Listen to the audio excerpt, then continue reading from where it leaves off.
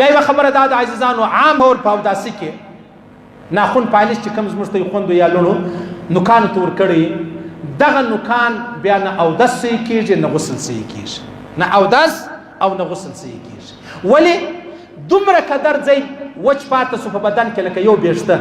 لا هم که په غسل کې و غسل نه صحیح کېږي که په اودس کې و اودس نه صحیح کېږي حضرت علي کرم الله وجهه ټول عمر سر خرئي هغه ویل یاره داسې نه چې یو بیشته زما وچ پاته سي او د الله رسول فرمایي هغه به د جهنم په اور هغه ځای سوځل کېږي دا یو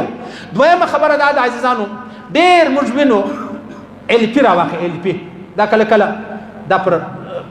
لاسو ګوتو باندې ولګېږي دا دی لکه پلسټیک یا لکه د عام طور دا زموږ ته سلیشن ټیپ راواخه هغه د روپۍ غچ کم دی دا په کله پر پښه لګېدلی کله پر لاس لګېدلی څوک نه په خبر دغه ځای بیا نه نودېږي عزیزان قطعا نه نودېږي بلکل نه نودېږي یا کله کله سړی رنګ کوي هغه یو ډسمبر دی یو هغه پینټ دی هغه پوخ رنګ دی هغه چې پر بدن ولګېدی هغه داسې جوړ سي لکه شیشه لکه پلسټیک خامخا به دا اړی بیا به اودس کوي ناخون پالش به اړی بیا به اودس کوي که نه غسل صحیح کېږي نه اودس صحیح کېږي او چې غسل و اودس نه سو صحیح لمنځ نه سو صحیح چې لمنځ نه سو صحیح نو خو لاړې ټول عبادت چې دی هغه خراب سو یا کله کله د چا نوکان ډېر غټ شي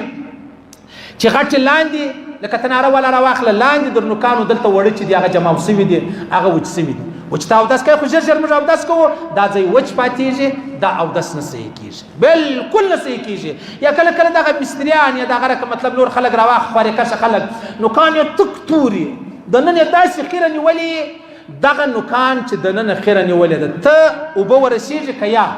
که ته وایې چې اوبه ورسېږي پر دواړو سترګو ستا اودس صحیح دی کنې عام طور نوکان نه یې پرې سوي او دلته دغه خیره ورننوتلې تر هغه په اخوا اوبه نه ورسېږي چې نه رسېږي چې نه کېږي اوس د اودس چې دی هغه صحیح کېږي نه یا کله کله داسې پېښ سي عزیزانو د اوداسه بعد سړی نوکان پرې کړي د اوداسه بعد سړی نوکان پرې کړي هېڅ پروا نه لري که نوک نه وي وینې سوی اودس ته تاوان و نقصان چې دی هغه نه رسېږي یا سړی د لمانځه د اوداسه بعد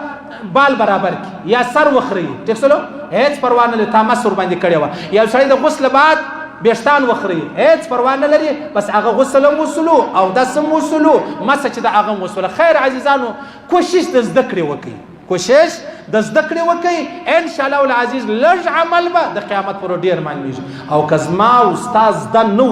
بیا به ډیر عمل په لږ باندې هم نه شمارېږي